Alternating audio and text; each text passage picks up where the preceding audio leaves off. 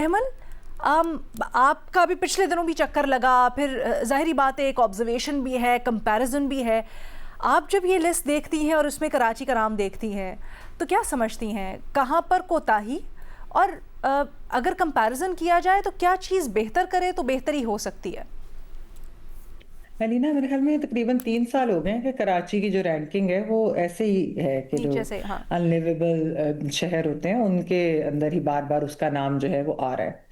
और जिस तरह अभी मदर साहब बात कर रहे थे, वाकई एक ज़माने में कराची ऐसा शहर होता था। मैं आपको बताऊं, जब बचपन में हम अपनी सालाना छुट्टियों के लिए हर साल कराची आते थे, क्योंकि एक डेवलप्ड शहर था। फिर वैसे भी आप देखिए कि कराची, अगर आप उसको देखें एथनिकली और कल्चरली जितना डाइवर्स है, मेरे ख्याल में पूरे पाकिस्तान में ऐसा कोई शहर नहीं है।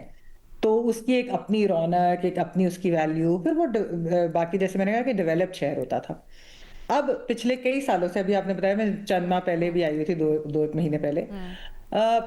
अब मैं जब कराची का कोई ट्रिप आने वाला हो, कोई काम की वजह से, कोई कॉन्फ्रेंस, कोई इस तरह की चीज, तो मैं ड्रेड करती हूँ कि हैं कराची जाना है यार। मतलब उसकी वजह है ना, देखिए कराची के अंदर बेतहाशा मसाइल है, और अनफॉर्चुनेटली उसकी वजह जो है वो ये है कि कराची अब ऐसे लगता है कि एक लावारिस शहर है। कोई उसकी ओनरशिप नहीं लेना चाहता। किसी भी आप पॉलिटिकल पार्टी से पूछे तो वो कहते हैं फलां उसके लिए रिस्पॉन्सिबल है, ये रिस्पॉन्सिबल है, वो रिस्पॉन्सिबल है, और इस तरह तरह की एक्सक्यूजेस बनाई जाती हैं। देखें, चौथी बार पीपल्स पार्टी की सूबाई हुकूमत है सिंध के अंदर। अनफॉर्चुनेटली लगता है ऐसे है कि पीपल्स पार्टी को शायद ये है कि हमें कराची वाले वोट नहीं देते क्योंकि वहां से वो जीत कर नहीं आते।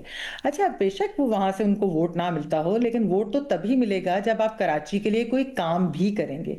जब नजर आएगा कि एक सूबाई हुकूमत उसकी ओनरशिप उस शहर की ले रही है और उधर काम कर रही है। अब आप देखें कि वहां पर क्राइम का मसला है, जिसकी वजह से मैं आपको बताती चलूँ कि कराची के अंदर जो एक सर्वे हुआ overseas investors chamber of commerce and industry का, उसमें उन्होंने कहा कि जो सिक्योरिटी परसेप्शन है वो पिछले साल से भी नीचे गिरी है। तो ये जो सिक्योरिटी परसेप्शन की वजह से वहां पर बिजनेसेस भी जो है वो अब अपने आप को सेफ नहीं महसूस करते। अच्छा, कुछ साल पहले अलीना, एक मेडिकल एक्सपर्ट्स ने जो है उन्होंने ये बात कही थी कि बहुत से लोगों को कराची में क्रॉनिक बैक पेन का इशू है, और उसकी वजह ये है कि वो जो रोड्स हैं उस पर खासतौर पर मोटरसाइकिलिस्ट और जो रिक्शे व इस्तेमाल करने वाले हैं, वो जब ट्रैवल करते हैं कि टूटे फूटे रोड्स, और जो आपको पता है इंफ्रास्ट्रक्चर तो है ही नहीं, उसकी वजह से उनको ये बैक के क्रॉनिक बैक पेन के मसाइल होते हैं। अब आप मुझे बताएं, कोई शहर जो है वो सिर्फ अमीरों के लिए तो नहीं होते, वो एलीट के लिए तो नहीं होते। शहर तो सबके लिए होते हैं, और खासतौर पे इतना बड़ा मेट्रोपॉलिटन शहर हो तो वहाँ कैसे हो सकते हैं वहाँ पर ना अच्छी पब्लिक ट्रांसपोर्ट है, ना अच्छा रोड नेटवर्क है, क्राइम इतना ज्यादा है, पुलिस डिपार्टमेंट उधर उस तरीके से काम नहीं करता, सेफ सिटी कैमरास जो है वो थोड़े बहुत हर जगह नहीं है, उसका भी प्रॉपर नेटवर्क उस तरीके से नहीं है जो होना चाहिए। फिर एक MQM, Jamaat Islami, peoples party, ये तीन बड़ी जमातें उधर हैं। और एक टग ऑफ वॉर रहती है, वो जो है हम देखते हैं वॉर ऑफ वर्ड्स हर वक्त जो हो रही होते हैं।